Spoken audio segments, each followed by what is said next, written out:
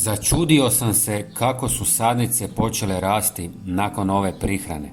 Ako su vam sadnice tanke, spore i blijede, problem možda nije u sjemenu, nego u onome što im nedostaje u prvim tjednima rasta. Većina vrtlara posadi sjeme i samo čeka, ne znajući da sadnica treba snažan poticaj. Danas ću vam pokazati jednostavnu mješavinu od 3 sastojka koju možete napraviti za nekoliko minuta, a posebno je dobra za sadnice rajčice. U 400 ml tople vode dodajte 100 ml sirutke. Sirutka je prirodan izvor kalcija i korisnih bakterija.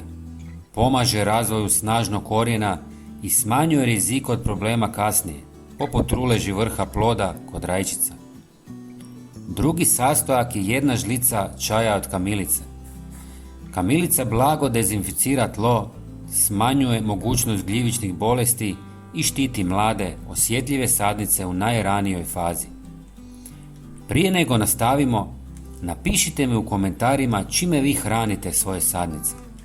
Volim pročitati vaše iskustva, a možda netko podijeli i odličan savjet.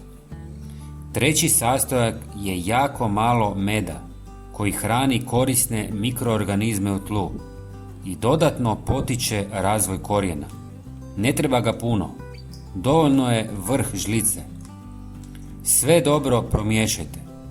Procijedite i razrijedite sa još pola litre vode. Otopina je blaga i sigurna za mlade biljke. Zalijevajte jednom, maksimalno 2 puta mjesečno. Uz korijen zalijte oko 100 ml ove prihrane. Ova kombinacija biljci daje stabilan, zdrav i snažan početak, a snažan početak znači i jaču biljku kasnije. Podijelite ovaj video sa prijateljima kako bi i oni imali bujne plodove. Hvala vam i pozdrav!